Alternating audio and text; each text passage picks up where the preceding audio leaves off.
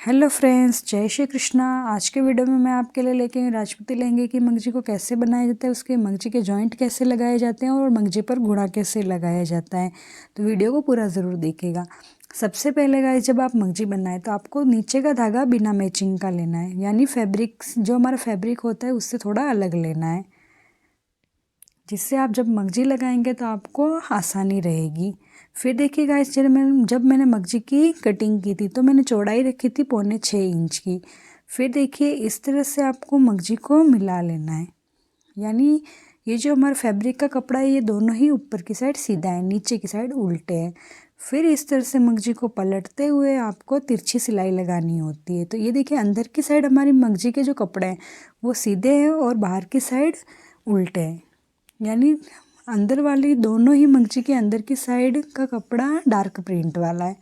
फिर देखिएगा इस तरह से जहाँ से हमारी मंगजी का कपड़ा मिलता है वहीं से आपको सिलाई लगानी है। ये जो तिरछा हमारे मंगजी का जो ये तिरछा हिस्सा, तिरछे कोने होते हैं, वो इस तरह से बाहर की साइड रखने हैं।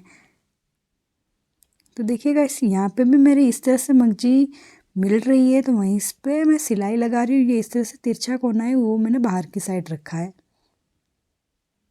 फिर इस तरह से आप कटिंग कर लें और इस तरह से नाखून से एकदम मंगजी को एकदम अच्छे से प्रेस कर ले, जिससे आपका कपड़ा एकदम अच्छे से जम जाएगा। फिर इसी तरह से गाइस, इसी तरह से आपको सारी मंगजी की सिलाई करनी। तो ये गाइस, ये बिगनर्स के लिए ये तरीका है, क्योंकि बिगनर्स से अक्सर मंगजी गलत गलत जॉइंट हो जाती है और उन्हें पता नहीं चलता है कि हम मंगजी पर सिलाई कैसे लगाएं। तो देखिए, जहाँ से आपका मंगजी का कपड़ा मिले वहीं से आपको सिलाई करनी है। जहाँ से हमारा कपड़ा मिलता है वहीं से अगर हम मंगजी को जॉइंट करते हैं तभी हमारी मंगजी एकदम अच्छे से जॉइंट होती है। और इस तरह से फिर आप तिरछी सिलाई लगा लें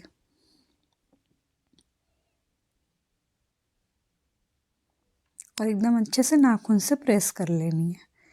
आप कभी भी किसी मंगजी पर जॉइंट लगाए तो इस तरह से जहाँ पे आप जॉइंट लगा उसे एकदम अच्छे से नाखून से प्रेस कर ले, जिससे जब आप मंगजी फोल्ड करेंगे तो आपका कपड़ा एकदम अच्छे से जमा रहेगा।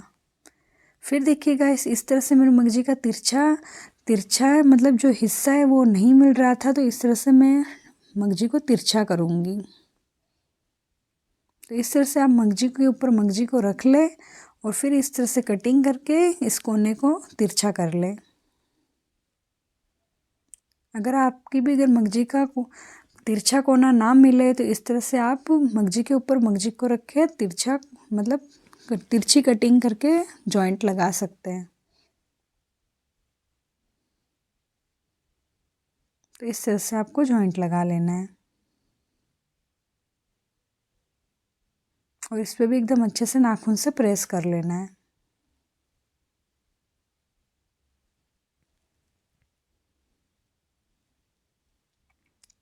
फिर देखिएगा ये जो हमारी मंगजी का जो सबसे लंबा हिस्सा होता है, यानी जॉइंट्स के बाद जो ये सबसे लंबा हिस्सा होता है, वहाँ से हम गुणे को लगाना स्टार्ट करेंगे। तो सबसे पहले इस तरह से मंगजी को आपको पलट लेना है और इस तरह से मंगजी को बंद कर लेना है आगे की साइड से। इस तरह से हमारी मंगजी में अच्छी फिनिशिंग आती है गाइस। फिर इस तरह से आपको मंगजी को पलट लेना है। फिर देखिएगा इस तरह से एकदम अच्छे से मंगजी को जमा लेना है। तो मंगजी की हम चौड़ाई रखेंगे फोल्डिंग के बाद 2.25 इंच की, 2.25 इंच की, और आधा इंच फोल्डिंग के लिए कपड़ा अलग से रखेंगे मंगजी में से।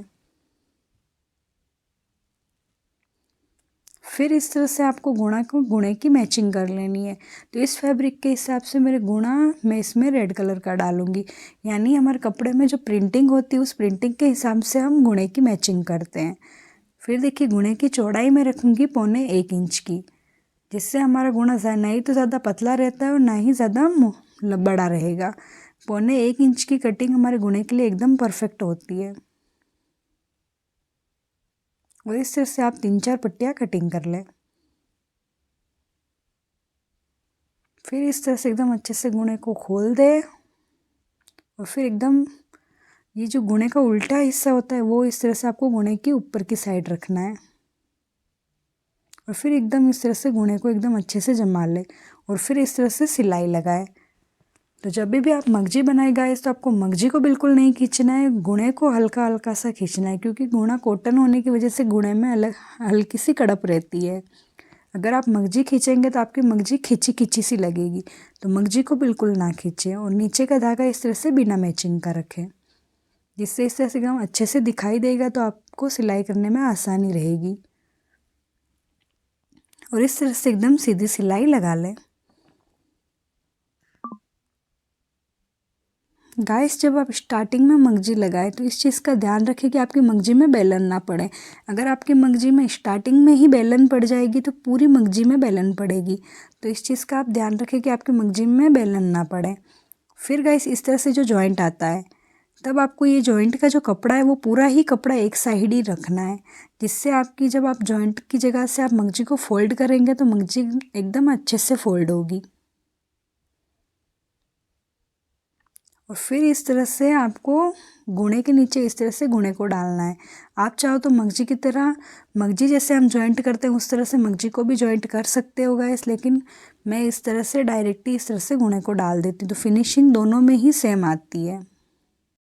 फिर देखिए गाइस इस तरह से आप मगजी को खींच कर देख लें, क्योंकि गाइस कभी कभी ये होता ही है कि हमारी मशीन टाइट चलती है, जिससे धागा हमारा सही नहीं आता, और इस तरह से खींचने से हमारे धागे टूट जाते हैं, तो हमारी मगजी की फिनिशिंग बिगड़ जाती है।